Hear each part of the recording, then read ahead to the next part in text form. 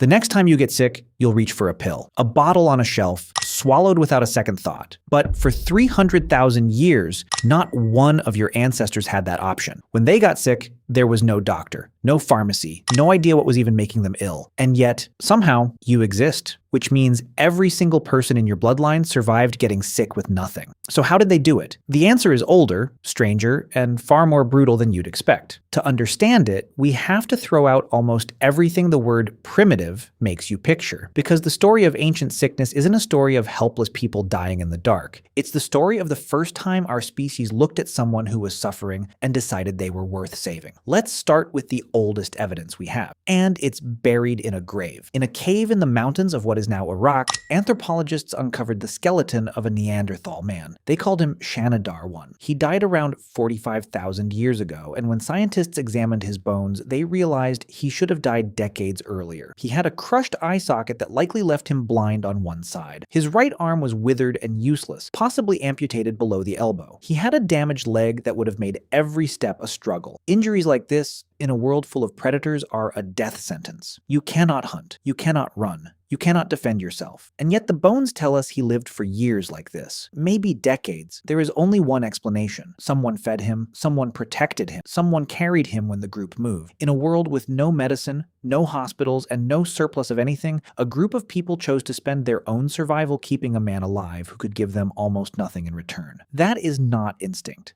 That is care, and it is one of the oldest pieces of evidence we have for what it means to be human. There's a famous idea that captures this. The anthropologist Margaret Mead was once asked what she considered the first sign of civilization. The answer people often attribute to her wasn't a tool or a pot or a weapon. It was a healed thigh bone, because a broken femur takes weeks to heal, and an animal with a broken leg dies. It can't escape danger or find food. A healed femur means someone stayed. Someone carried that person to safety and cared for them through the long weeks of recovery. Whether or not Mead ever truly said it, the point lands. Healing requires someone who refuses to leave you behind, but care alone doesn't cure an infection. So what did ancient humans actually do when the body broke down? This is where it gets stranger. Long before anyone understood what disease was, humans were already drugging themselves with the world around them. They didn't know about bacteria, they didn't know about inflammation. But over thousands of years of trial, error, and death, they learned which plants did something. Take willow bark. For thousands of years across completely separate cultures, people chewed it to bring down fever and dull pain. They had no idea why it worked. We do now. Willow bark contains salicylic acid, the chemical ancestor of aspirin. The pill in your medicine cabinet is a refined version of a remedy your ancestors discovered by chewing tree bark and noticing they felt better. Honey was packed into wounds, and it turns out honey genuinely kills bacteria. Certain molds growing on food were used on infections. Thousands of years before Alexander Fleming looked at a moldy dish and discovered penicillin. These people were running a vast, brutal, multi-generational experiment. Every plant was a question. Some answers were medicine, some answers were poison, and the only way to tell them apart was for someone to try it and see whether they lived. The knowledge that survived was written in the bodies of the people who didn't. But the most disturbing treatment of all wasn't a plant, it was surgery on the skull, while the patient was wide awake. It's called trepanation, and it might be the oldest surgical procedure on Earth. Across the world,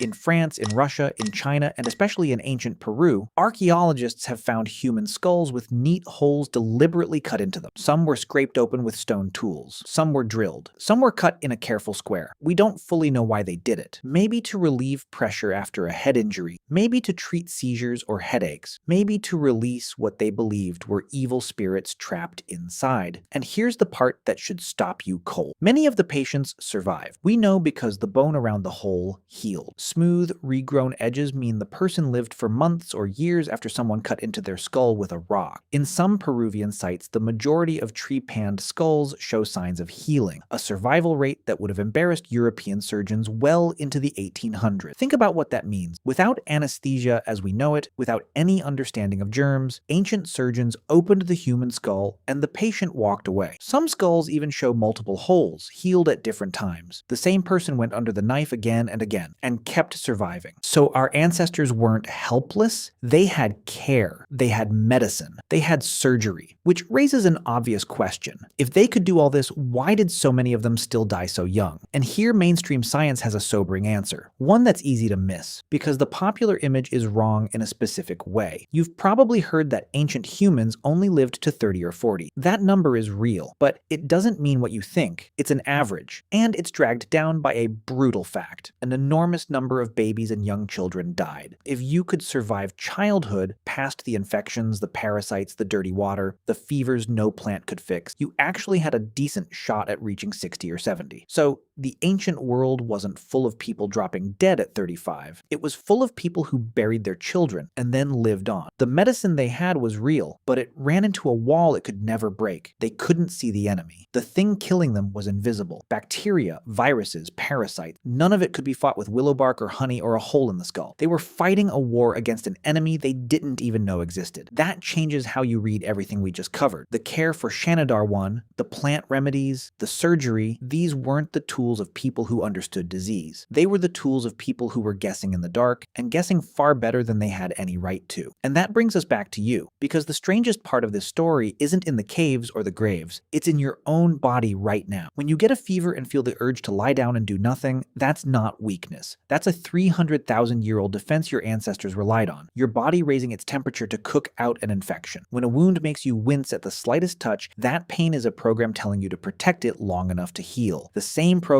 that kept your ancestors from using a broken limb until the bone could mend. You are the end of an unbroken chain. Every person in your bloodline got sick, sometimes horribly, and survived long enough to pass you down. Not because they had medicine, most of the time they didn't. They survived because someone stayed, someone carried, someone pressed honey into a wound, or chewed bark for them, or sat by a fire and kept a fevered body warm through the night. We tend to think of medicine as something modern, something that started with white coats and clean hospitals and pills in bottles. But it didn't. It started the first time one human looked at another who was dying and decided not to walk away. Everything else, the surgery, the chemistry, the technology, came later. The thing that made it possible came first. And that thing is still the most important medicine we have. You can feel the whole inheritance in a single quiet moment. Someone sick in bed and someone else sitting beside them, refusing to leave. That's where it all began. And in a way, it never stopped.